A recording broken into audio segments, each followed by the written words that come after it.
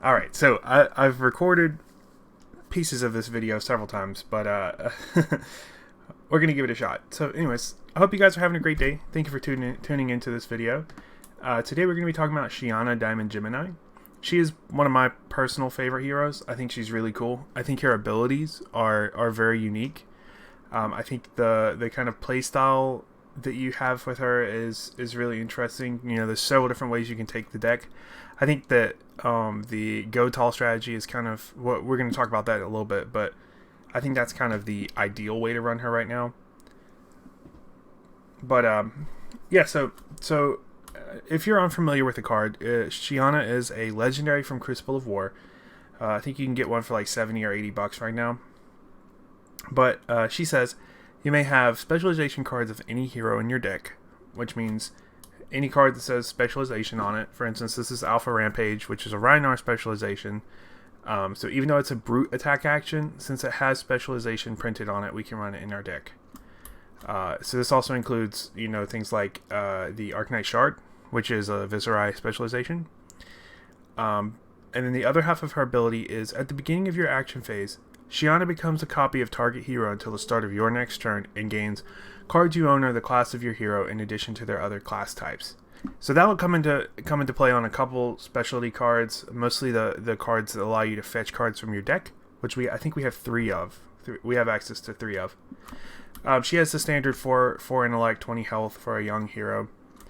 But as far as equipment, also, this is going to be a really long video, so I'll include timestamps down below for where I start talking about different topics. So if you're only interested in certain parts of the video, feel free to skip around with the timestamps as mentioned.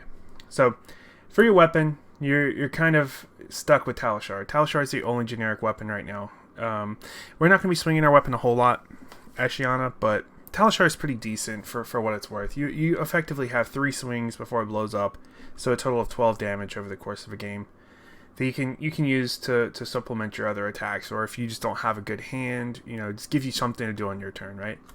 The rest of our equipment, since you only have access to generic equipment, is I don't know, it's relatively straightforward. So your headpiece, if you have an Arcanite Skullcap, you're going to run the Arcanite Skullcap.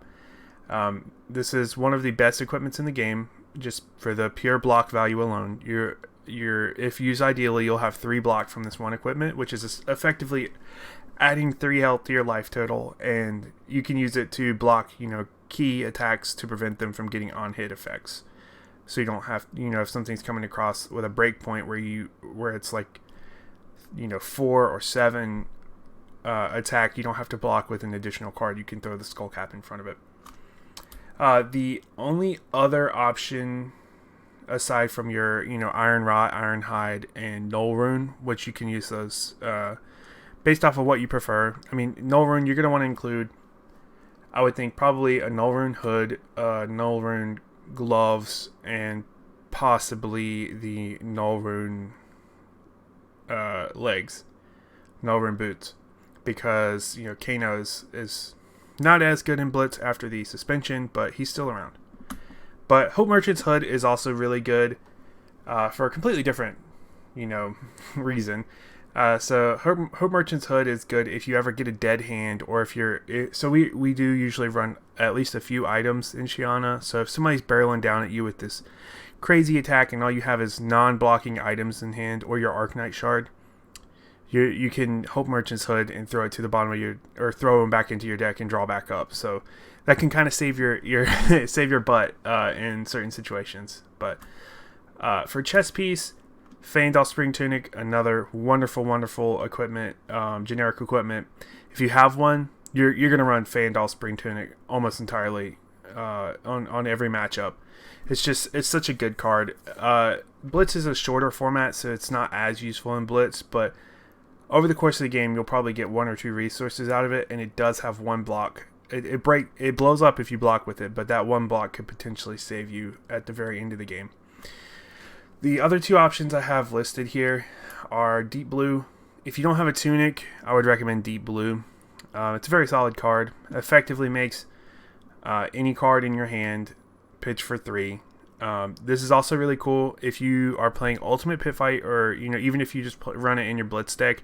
Gorganian Tome doesn't pitch for anything, so if you're really in a pinch, you can use your Deep Blue. So for instance, in Ultimate Pit Fight, if you're the first one, if you draw your Gorganian Tome and nobody else has played theirs, you can crack Deep Blue, put it on the bottom of your deck, gain 3 resources, so effectively pitch it for a blue, and then when you draw it back up, hopefully other people have played their Gorganian Tomes, and you'll be able to play yours and draw additional cards off of it. So a really good card, especially in Ultimate Pit Fight. The only other one I have listed is Heart and Crossstrap. So the recent ban and restricted announcement did ban Heart and Crossstrap, as well as the Stubby Hammerers, which was the go-to arm equipment for Shiyana, but I'll touch on that in a sec, because that's going to be only for Ultimate Pit Fight because it's no longer legal in Blitz. Currently, OSS does not have a ban list for Ultimate Pit Fight because it is not an officially sanctioned event or like game mode or game type or whatever. So if they ever decide to do that, I don't know, they may ban this card and Stubby Hammers as well, so just keep that in mind. But Heart and Crossstrap is really good. In Ultimate Pit Fight, it does what it says, right?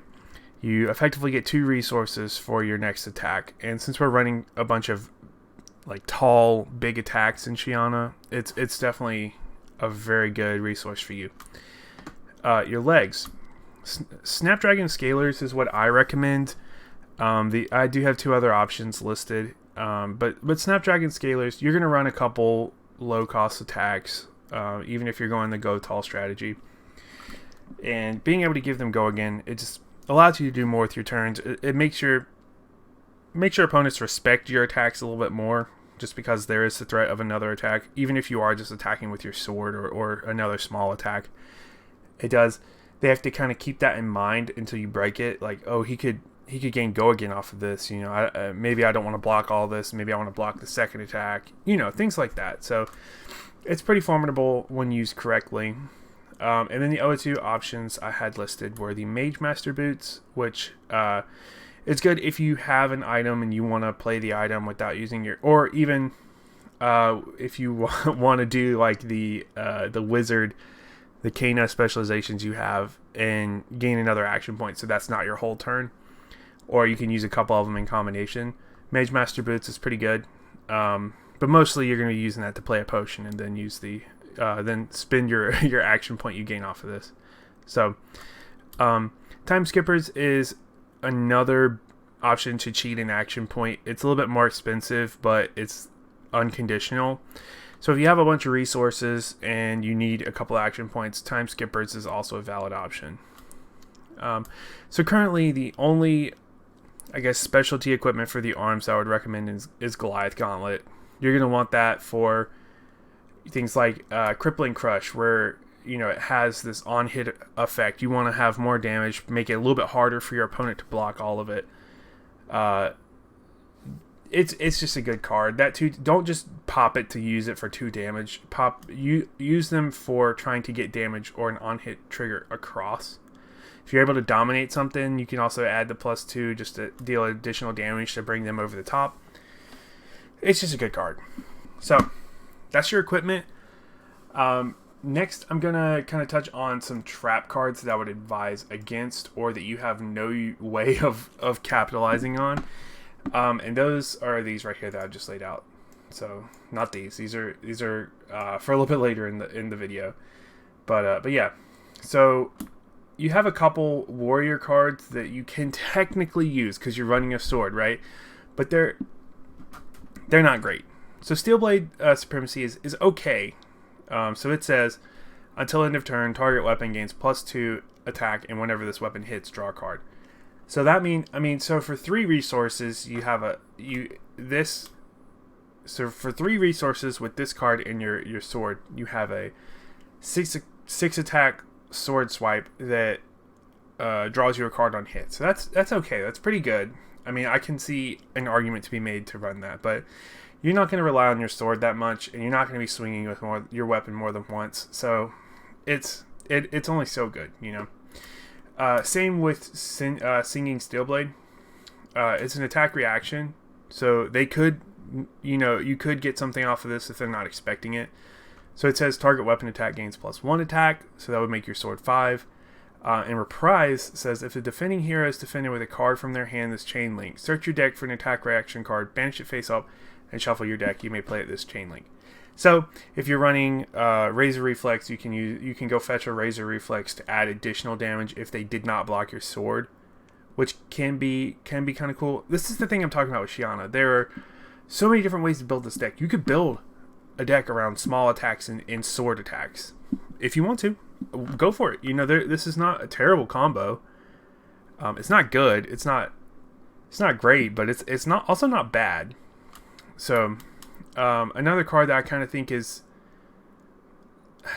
not great is Spring Tidings. The reason it's good in Benji is because in Benji they can't block it with cards from hand, so it's much more likely to get the hit trigger across. And also you can really build with a lot of ninja go again cards with 2 or less attack. You don't have access to that many of them in Shiyana, so it's not as good. But I mean, you can still make a case to run it. Same goes for Whirling Mist Blossom. So this one's another one where it's a conditional hit trigger that has a lot of upside, but it's hard to pull off. So it has to hit, and it has to be the second or higher chain link in a row to hit. And if it does, you draw 2 cards. It does have Go Again stapled on it, so this, I can see a case to be made to run this in just about any deck, just because it is a small Go Again attack, that you can kind of use to supplement the rest of your hand.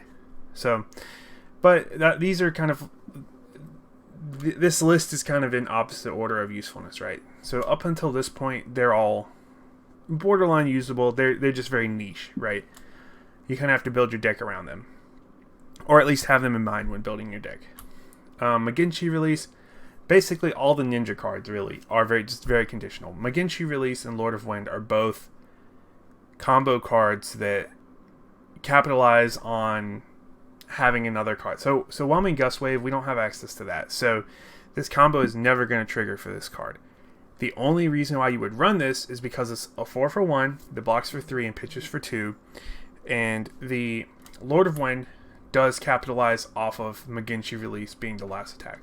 So Maginshi Release doesn't have Go Again on it. You can't give it Go Again from its combo ability because you don't have access to Whelming Gust Wave. But if you have Flock of the Featherwalkers, or something that grants or even Snapdragons that grants an additional action point or Go Again, you can play Maginshi Release and then follow it up with Lord of Wind to enable the combo on here. But the combo for Lord of Wind is it's not amazing, right?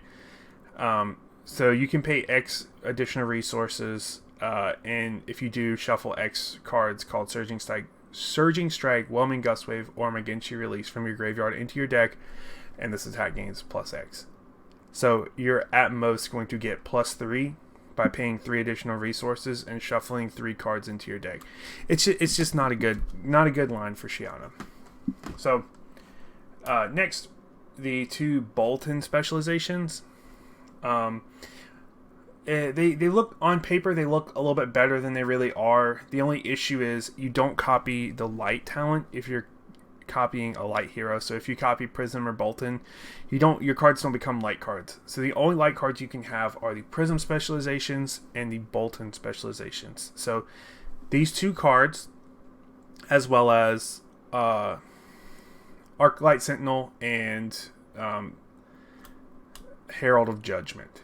So those, you at most have 8 copies of light cards in your deck. So they both kind of capitalize off of light cards. So Lumina Ascension says, I mean, it is 0 cost +1 buff for your sword, I guess. I don't know. But so you don't have a way to give your sword more than 1 swings.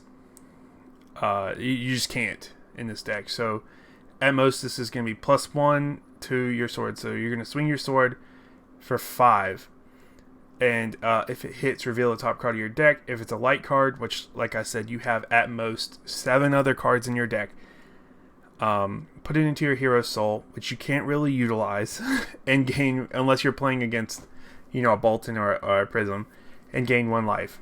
Otherwise, put it on the bottom of your deck.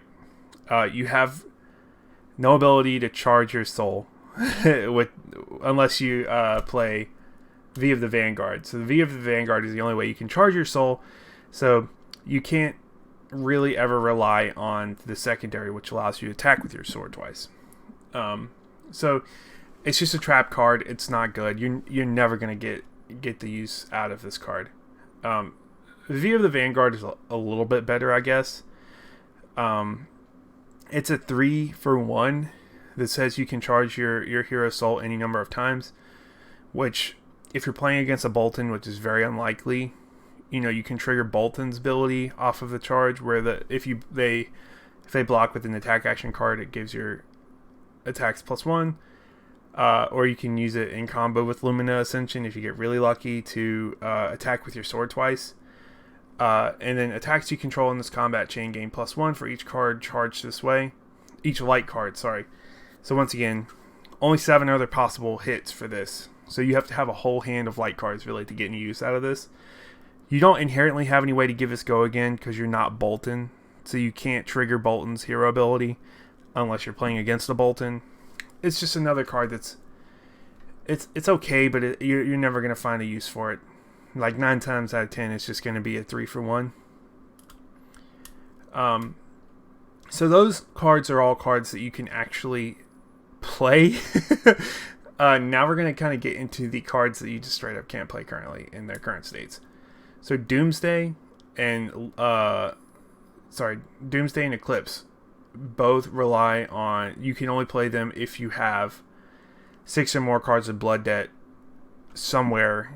Basically, so for Eclipse you have to play 6 or more cards of Blood Debt, and you can also play this from your Banish Zone, but unfortunately you don't have access to Blood Debt cards, so that's impossible to pull off. Same goes with, sorry, they're stacking on top of each other, really weird. Same goes for Doomsday.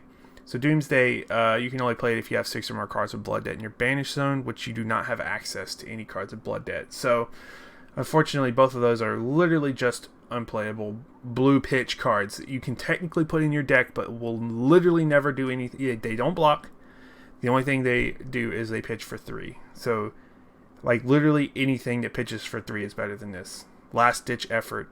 The 4 attack, cost 3 to play, 3 block, 3 pitch. A little bit of other stuff stapled on it. That's way better than this. The rest of the cards over here are ready to roll. The only time you would ever use this card, the only way that you have of rolling dice, to my knowledge, and correct me if I'm wrong, is with Crazy Brew.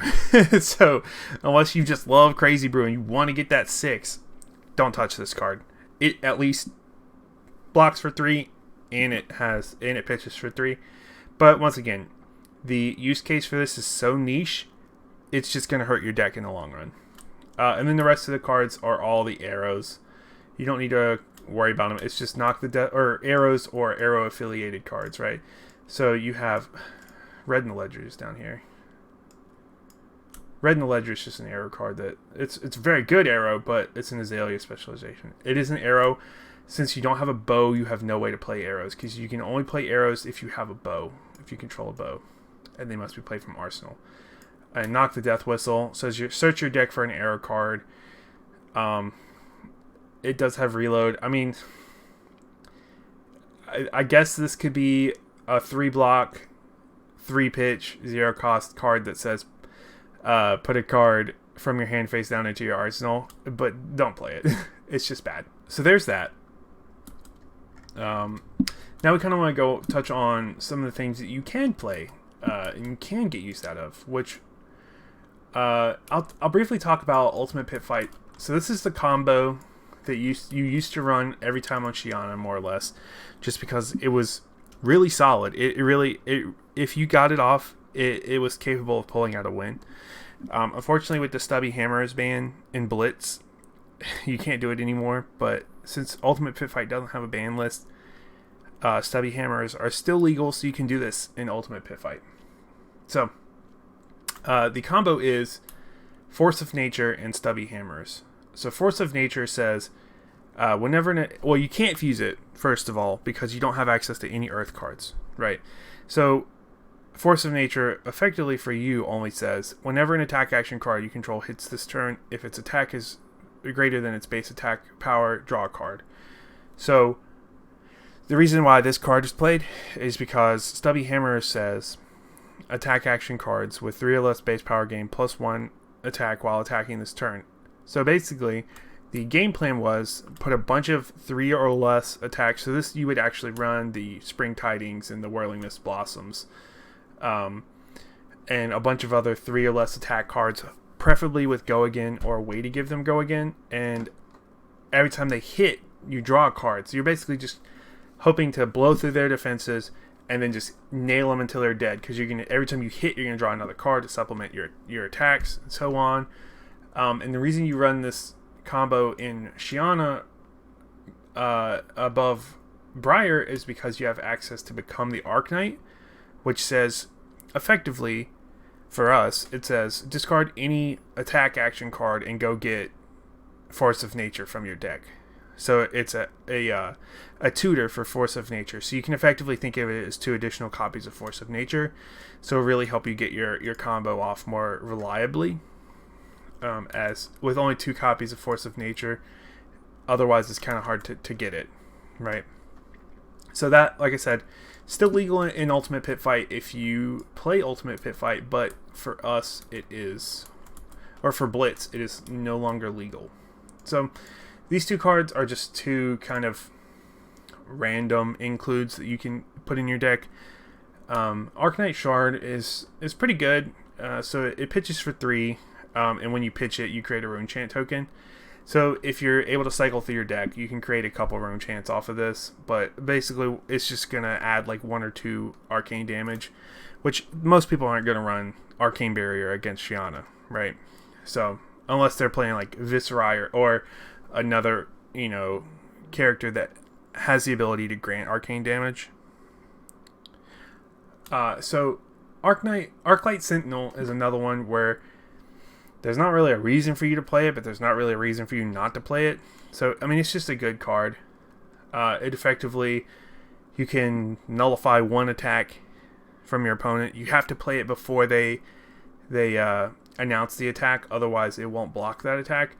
But if say your opponent is a Guardian and they have like 14 or 15 Seismic Surge tokens, which they won't anymore now that Awakening is gone. But if they're clearly, or if they play Showtime and go grab Crippling Crush and you know it's coming next turn, you can Arclight Sentinel at instant speed to prevent this massive attack. So it's good, very conditional, but I mean there's no reason not to run it, So these 3 cards right here are kind of in conjunction with the Arcanite Shard. Are the only ways of getting Arcane Damage currently in Shiyana. So Lesson in Lava says, for one, and this is an action. You need to note these are action cards, so they will cost you action points. So you can possibly cheat them if you're playing against a Kano, or if you use your Mage Master Boots or your Time Skippers. You can potentially get an additional action point off of this. But basically, what Lesson in Lava says is deal 3 arcane damage to target opposing hero, and if it deals damage, you can search your deck for a wizard card with cost equal to or less than the damage dealt by Lesson in Lava, reveal it, and then shuffle your deck and put it on top of your deck. So, unfortunately, if you're not playing against Kano, you don't have any way to get it from the top of your deck unless you draw a card, which is, card draw is kind of hard to come by most of the time. But you could effectively, if you're playing against a Kano, or if you have card draw, you can Lesson in Lava, go fetch another Lesson in Lava, put it on top, either Kano into it or draw it to enable you to, and then if you gain another action point, you can Lesson in Lava again, so you can deal another 3 damage, and then you can go fetch, if you have another way of getting an action point, like, Time Snap Potion or something, you can go fetch Blazing Aether. So in total, you can deal like 12 arcane damage. It's very, very conditional, very hard to pull off, very not worth it. Arcanite Ascendancy costs less So it's 6 cost by default. It's 5 attack with Dominate, but it costs 1 less for each rune chant you control. So, if you pitch Arcanite Shard and you create a rune chant, or if you're playing against Viserai and you create a rune chant off of his hero ability, you have the potential to create a couple of them, but you're never really going to be able to get 6 rune chants. So this is going to cost something. This card, you just kind of run it because it's there. It's not great because the 6 cost for 5 with Dominate is not good. But if you do hit, so if they don't block this and you hit for all 5, and you have another one of these next turn, or even in the same hand, and you get an additional action point, this costs 1. So it's 5 with Dominate for 1, with the ability of when it hits, create X rune chant tokens, where X is the damage dealt by it. It's just another very conditional card, but this one is it's okay. It's not the worst. You do have access to, I think I said this before, you have access to 3 kind of tutor effects. So become the Arcanite, you have very few targets for each of these by default, other than Sand Sketch Plan. Become the Arcanite, the only valid targets if you're not playing against another Rune Blade is Arcanite Ascendancy. Soul Reaping isn't even a Shadow Rune Blade. Dang. So it's going to be Force of Nature and Arcanite Ascendancy, unfortunately. But if you're playing against another Rune Blade, so Briar, Viserai, Chain. So Viserai is hit Living Legend in Blitz, so you're not going to see Viserai in Blitz anymore. But if you're playing against Briar or Chain, and you copy their Rune Blade, this effectively says discard any non-attack action card, go fetch any attack action card, and vice versa. So this is very good, very conditional, but very good. Showtime, very similar thing. You have very minimal amounts of valid targets unless you're playing against another Guardian.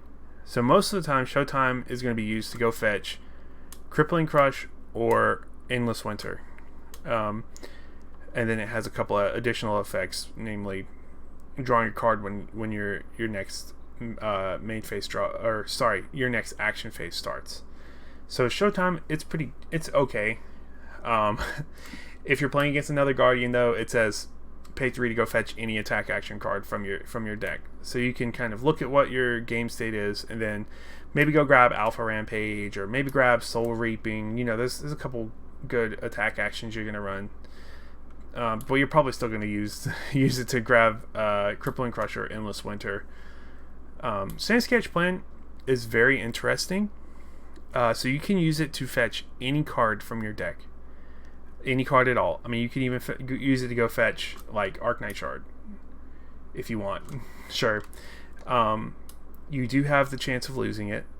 So there is that. You have to kind of really mind game yourself. What is going to happen if I go get this card and then I discard it? How screwed am I? Or am I going to get the 2 action points? So you're going to use it to go fetch a 6+ attack. So maybe Soul Harvest to get the 3 resources. Something like that. If you're playing against a Rhinar and you copy the Rhinar before you do this, and you discard the 6 or more attack card, you do get the Intimidate trigger, which is pretty cool. But most of the time, this is just going to be what's the magic card, Gamble or whatever, where you go fetch a card from your deck and you have like a chance of discarding it. Yeah, it's pretty much that. So use that wisely and sparingly, but it's still a good card. Seeing how it gives you access to any card in your deck, more or less. So the next kind of suite of cards I have here is your items, or what items I think may work okay in this deck. So Spark of Genius is a really cool card. You don't get the draw effect off of it because you don't have access to any boost cards, but basically it says search your deck for a Mechanologist item card, put it into the arena, and then shuffle your deck. It does use your action points, so there is that, but you can use it to go fetch Teklo-Core, which is just essentially ramp for this game. It's pretty awesome. It's going to give you 4 free resources over the total of 2 turns, or you can go get Microprocessor which is just a phenomenal card. It's such a good card. It's really balanced around Data Doll's ability, but I mean, even just opting one every turn for free, that's pretty good. That's pretty good. Or the filtering of drawing a card and putting a card from your hand on top of your deck. If you really need something, you know, if you only have a bunch of reds in your hand and you really need to play one of them, you can draw a card. If you hit a blue, put one of the reds on top, play it out, and then draw the red again next turn. It's good. It's not amazing, but it's good. It's just free stats, you know. And then if you're playing against a mechanologist, all your item cards become mechanologist item cards, so you can use it to fetch your potions or talismans or anything like that. So the ones that I recommend running are Potion of Strength, maybe if you really want to, you know, pump up the power of your attacks. You can maybe try to do like an OTK build where you play 2 potions of strengths, 2 energy potions to give you more resources to pull off this huge turn. We'll touch on maybe a combo that uses Potion of Strengths and energy potions in a sec. But energy potions, I mean, everybody knows what they are. They're very good for combo decks because they allow you to just kind of stall and gain resources that you can use at a later date. It's kind of like a resource bank in a way.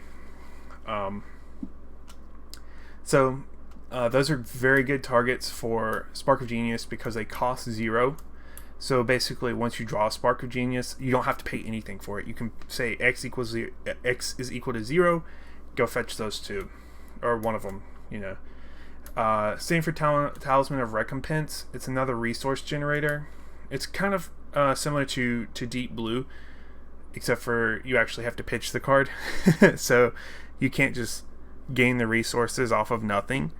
I mean, Deep Blue, you can use that to also just cycle a card, because you can't pitch for nothing, but with Deep Blue you can put it on the bottom and gain the 3 resources even if you're not going to spend them. But with Talisman of Recompense, if you have a bunch of reds and you just really need 2 additional resources, you can run this to kind of gain some extra resources to really gain. I mean, because some of the big attacks you run are very expensive. Like Crippling Crush costs 7, Soul Harvest costs 6. You know, there's all these expensive attacks, so you're gonna want some extra resources. This would probably be the first one I would cut out of all of these. I don't know. Talisman of Tides is really just there for, I guess, Kano, like the tomes, and also Crown of Seeds. It's literally just anti-Crown of Seeds. That's all this card is. So if you're not really seeing a lot of Crown of Seeds or Kanos or, you know, card draw during your turn, probably cut this one first. But aside from that, I would say Talisman of Recompense is probably the next weakest, just because it says whenever not you don't get a choice in the matter. You have to do it when you pitch a red card. So it can mess you up a little bit, or you can waste it, I guess. Potion of Ironhide it's okay. I mean, it's not great, but you know, if you're playing against a lot of like Oldham where they swing in with the hammer for 4 with Frostbite attached, you know, you can potentially just block with 1 card from hand to block 4. It's also good against Dominate a lot of times if they have, like, you know, Herald of Erudition, which is coming in for 5 with Dominate. You can use that to block with 1 Iron Rot and a single card from hand. So those are kind of the items that I would potentially recommend using, but not always. They're very conditional. So just deck building ideas, I guess, is what I'm giving you here. So the main strategy that I would kind of advertise for Shiyana is, like I said, go tall. So you have access to several really good large attacks. Alpha Rampage is really good. If you're playing against a Reinhardt, you effectively are almost always going to get 2 Intimidate triggers off this, just because you're going to run so many big 6+ attack cards. So basically this is a 9 attack with Intimidate stapled on it for 3 where you have to discard an additional card, and if you're playing against a Rhinar, you have a very high likelihood of hitting a 6+ attack, so if you've copied the Rhinar, you'll get another Intimidate trigger. Crippling Crush is just... it's very expensive, but it's a very good card, right? So it has... it's 11 attack, which is very, very large, for 7, and it has Crush, which means if it deals 4 more damage to a hero, it triggers a certain effect. The effect for this one is they discard 2 random cards, which is, as the name implies, very crippling. So Crippling Crush is going to be one of the ones that really disrupts your opponent's game plan, you know, because if they block with 2 cards from hand, they're still getting hit for 5. So they're going to have to discard the other 2. So it's basically, if you play Crippling Crush, you're getting their whole hand, one way or another. We've already talked about Arcane Ascendancy. It's just, I don't know. It's okay. Like I said, if you get the damage across, the next one's going to be cheaper. You just run it because it's there, you know. It has the potential for hybrid damage, I guess. Endless Winter, non-fused, is still a good card. It's an 8 attack for 4. And it says when it hits a hero until the end of their next turn, whenever they activate an ability, create a Frostbite token under their control. So, attacking with a weapon is activating an ability. Taking counters off of Tunic is an activated ability. Deep Blue, activated ability. Goliath Gauntlet, activated ability. Putting Steam counters on items, on Mechanologist items, is an activated ability. Using the microprocessor, activated ability. You know, basically, aside from actually physically playing cards, they can't do that unless they have additional resources to pay for every subsequent thing that they do. Or for the next thing, you know, because it creates a Frostbite. But with Uprising, I'll put it up on the screen for you, but Icelander has gotten 2 new specialization cards, one of which is an ice card. So you will have the ability to fuse this come Uprising, which is awesome. That is one of the reasons why I wanted to make this video, because Endless Winter fused is nuts. So fusing means you have to reveal an ice card when you play this card as an additional cost to play it. And if you do, whenever they add a defending card to the chain link, create a Frostbite token under their control. That is nuts. It's so strong, especially if you can do it turn 1.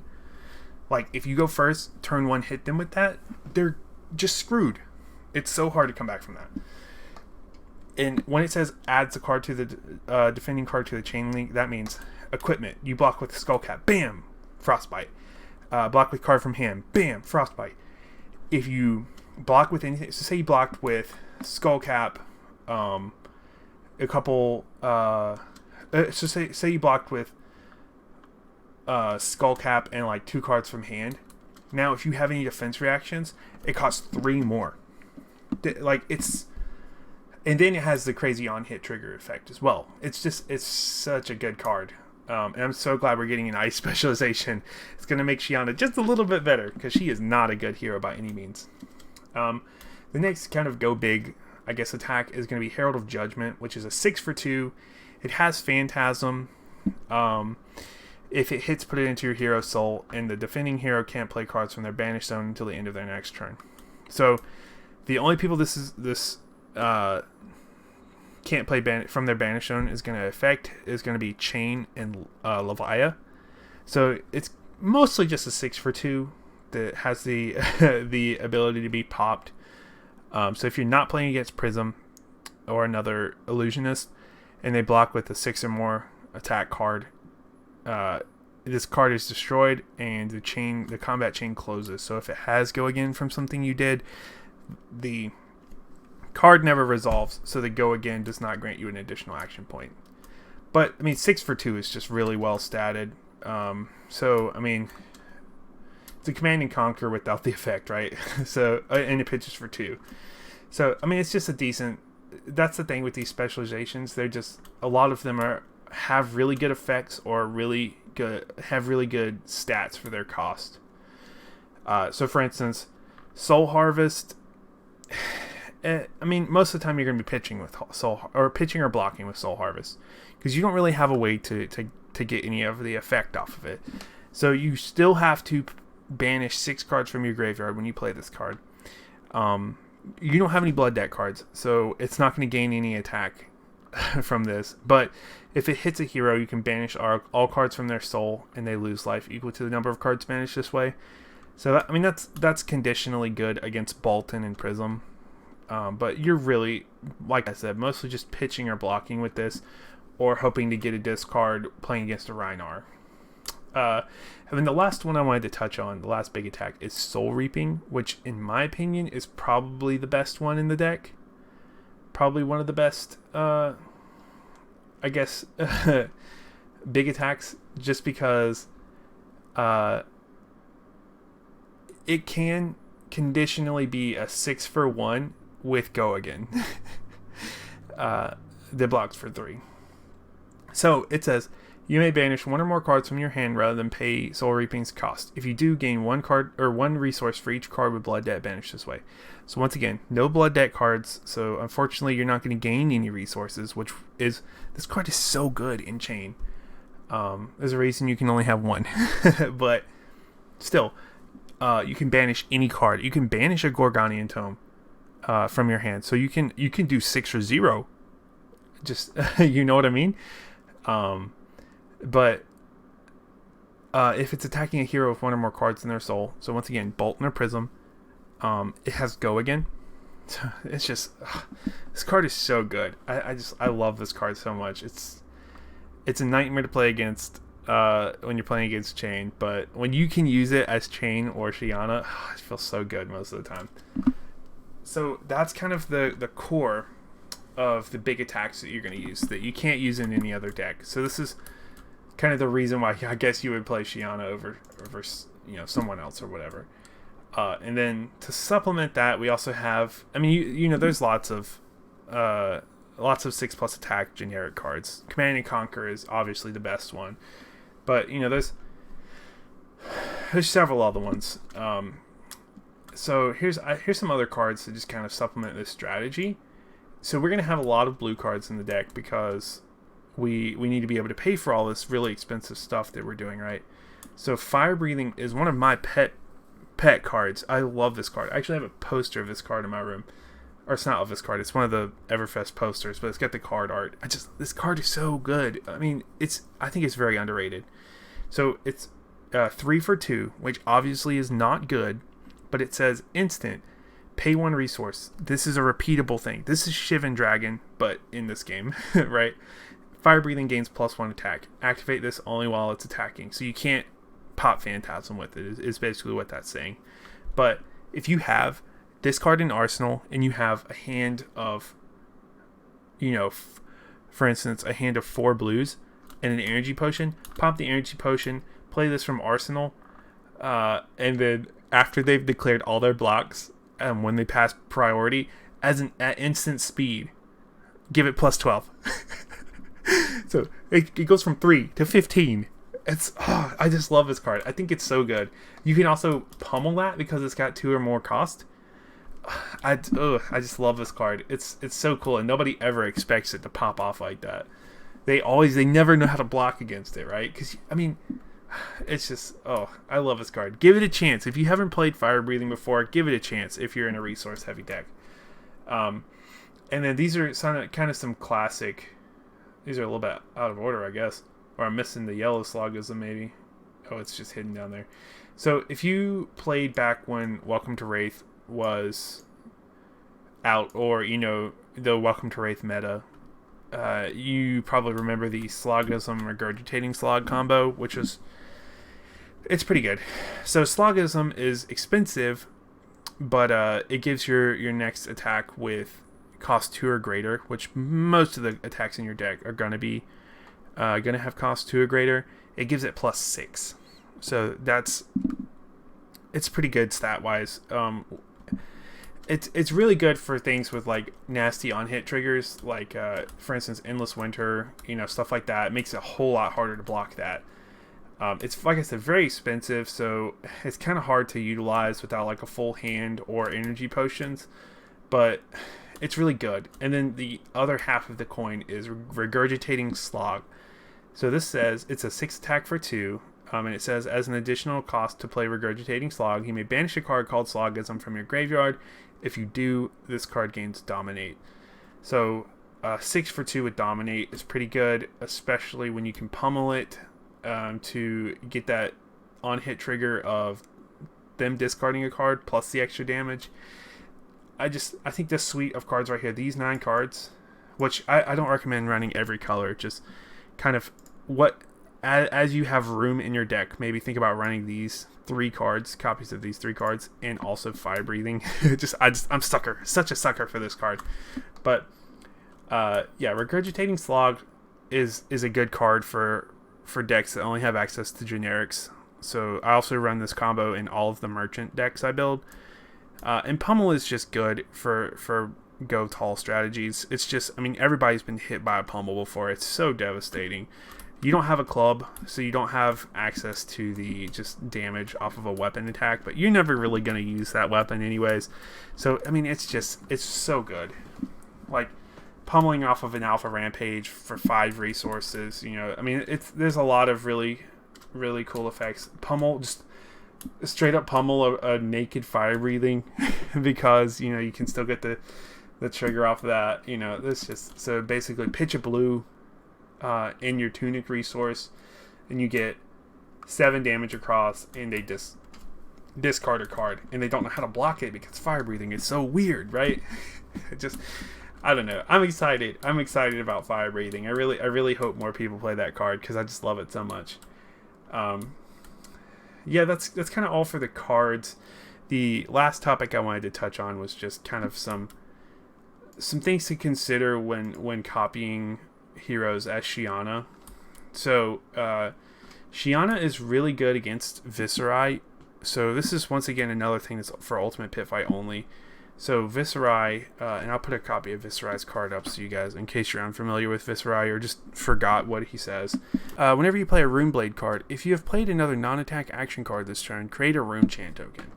So as Shiyana, when you copy Viserai, every card in your deck becomes a Runeblade action card. Or yeah, a Runeblade card. So basically, if you play a non-attack action, so if you play Slogism, for instance, every other card you play this turn creates a Rune Chant token. That includes Pummel. That includes your attacks. It's just, it's really disgusting. That was so good. If you ever run into a Viserai in Ultimate Pit Fight, and you can do the Stubby Hammer with Force of Nature combo, not only are you playing the combo, but you're also creating a Rune Chant for every card, because you're going to play Force of Nature first, right? And then you're going to swing with a bunch of attacks, like, 12 attacks maybe, if you can get like a whole bunch pulled off. And you can direct those at anybody. You can, if somebody has like overblocked another opponent and their hand is empty and you can attack them, just attack them with every card. So they can't block them because they don't have any cards. So you're continually hitting and drawing more cards. Every time you draw a card, you pop a Rune Chant. You don't have to direct that arcane damage at them. So Rune Chants, say you can target that at any target hero. So you can nail this one guy with all this physical damage and point your arcane damage at other people. Oh, it's just, it's so many cool things. So many cool little interactions. That's just why I love Shiyana so much. But yeah, I mean, other targets that you may potentially want to do is, Dorinthia, you can attack with Talishar twice in one turn, which you're not going to want to because you only get 3 swings with it anyways. But, so she's not great, but she is usable. Ira, your second attack every turn, if you attack more than once, gets +1. Katsu, you're not going to run the cards with combos, so you're probably not going to ever use his ability. Bravo, you can pay the 2 to give your basically all of your attacks, or a vast majority of your attack. You can give Alpha Rampage Dominate. You can give Endless Winter Dominate. Stuff like that. There's some cool interactions with Bravo. We've briefly touched on Rhinar. If you discard a card with 6 or more attack, Rhinar is going to grant you an additional Intimidate trigger. Who else? Azalea. it. I mean, you can use it to cycle, I guess, but you're never going to get the dominate trigger because it only works on arrow cards, and you don't have access to a bow, so it doesn't do anything for you. Dash, her ability is literally just big start of game procedure, so you're not going to get anything by copying dash aside from the spark of genius being able to fetch your other items. So Kasai,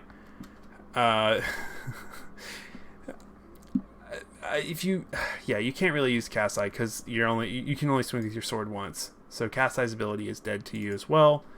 If you run into a Benji and you have, like, for instance, if you're playing Ultimate Pit Fight and you have that crazy Force of Nature Stubby Hammers combo, any of your attacks with 2 or less are going to be unblockable, so unconditional card draw, more or less. And then so I guess it would have to be 1. The base attack would be 1 if you pop the Stubby Hammers. But, I mean, you're probably going to run some with 1 attack.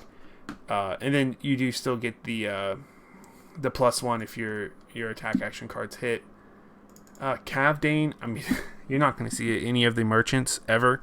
But, I mean, you do have access to their ability if you copy them. Data Doll, you don't really have any ways to banish items, so I would very much not advise copying Data Doll, because another thing that you may not realize when playing as Shiyana is that when you copy a hero with lower intellect or lower health than you, you do lose those resources for that turn. So if you copy Data Doll, you will go down to 3 intellect for this turn, so you won't draw up to 4 cards at the end of your turn. You'll only draw up to 3. Now, when you revert back to Shiyana, you will go back up to 4 intellect, but when copying Benji or Kano or Icelander or somebody that has lower health, or even Valda who has more health, keep that in mind. Your life total will change based on the difference between your starting life total and theirs. So, for instance, be careful copying Kano. If you're at 5 life and you copy Kano as Shiyana, you instantly die because your life total drops by 5, which is the difference between Kano's life total and yours, and you die. You do gain the life back when you revert back to Shiyana, but it's just it's a weird mechanic. I don't think that they've kind of I don't like how they did that, basically, is what I'm trying to say. Valda, if you copy Valda, you do gain the temporary hit point, but if you fall below 1 HP, if you fall to 1 HP while you're essentially Valda, when you revert to Shiyana at the start of your turn, you instantly die because you lose the 1 health because it's based off the difference between your life totals, right? KO, KO's ability works on you. You're going to run a lot of attacks with 6 or more attacks. So KO could be a valid target to copy. If you think you're going to run into a lot of KOs, feel free to run Ready to Roll. Because that's the only other time you'll roll a dice is if you're playing against a KO. Chain the Soul Shackles. You can create Soul Shackles to gain Go Again.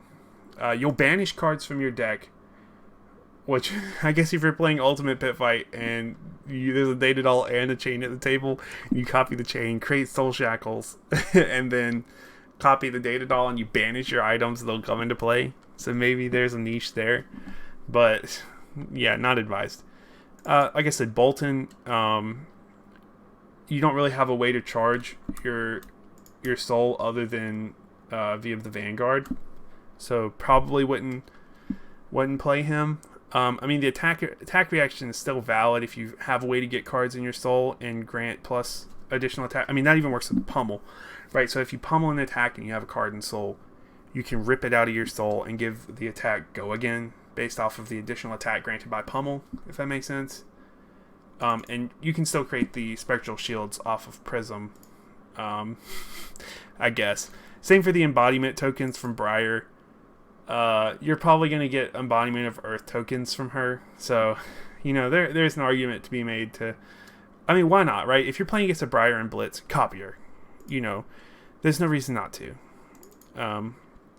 Lexi, like I said, in Uprising, we're going to be getting access to Frost Hex, which is an ice specialization card. So, I mean, technically you can give your opponents Frostbite if you arsenaled the Frost Hex, but yeah.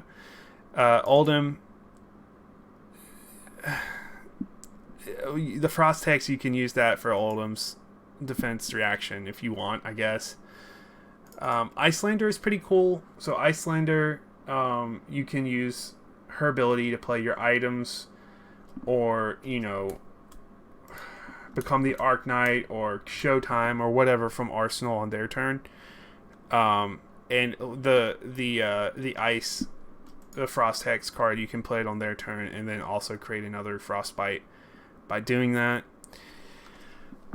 Yeah, we're running through most of the heroes now, but Guinness, what you need is similar to Kafdane, where you can use his ability if you want. You're not ever really going to be running payoffs for silver, but I mean, silver tokens on their own are not terrible to have, but it's really probably not worth it to copy those guys unless you have a specific reason to do so.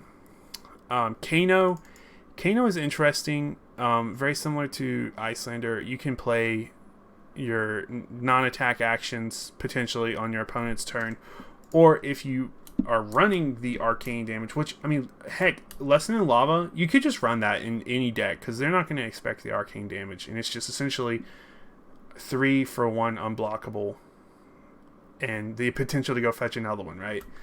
But if you're running Kano and you get lucky, I mean, you can play Blazing Aether, Lesson in Lava. If you're running up against Kano and you do play Lesson in Lava, you can hit him with it twice because you have the ability to banish it off the top.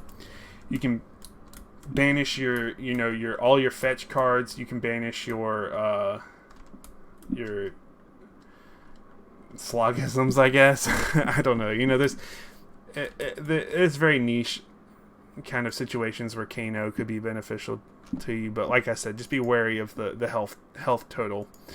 So yeah, that's Shiyana. I'm very excited to see some of the other specializations we get in Uprising.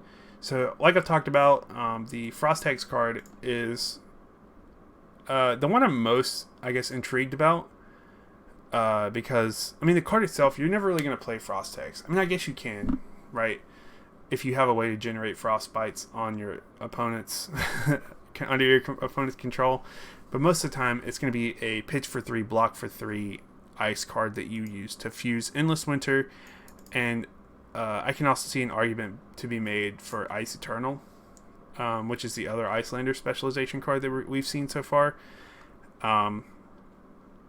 So I mean, Ice Eternal is pretty good. You can use it to create Frostbites under your opponent's control, and then if you do have that Frost Hex in hand, you can fuse it to make them deal arcane damage to your opponent. So you can make this really weird, janky Arcane Damage Shiyana build, potentially. I don't know. That's the thing, though. You're more than welcome to build whatever you want with this character. You have access to so many toolbox cards. I don't know. It's so exciting to think about all the new specializations we get each set and how they impact Shiyana. I don't know. I'm very excited, nonetheless. So, sorry this video was so long. If you guys want to see any kind of content, if you want me to break down anything else about Shiyana or any other cards or heroes, let me know. I love talking about this game. I'm very passionate about it. If there's a topic you want to hear about, let me know, because I'm more than willing to take a look, at least. I'm still working on my 3D printed stuff. Like I said, I've started sketching out some designs for the Viscerai Iron Man armor. So I'll post a video with an update on that pretty soon. But for now, at least, take care, guys. And thanks again for watching.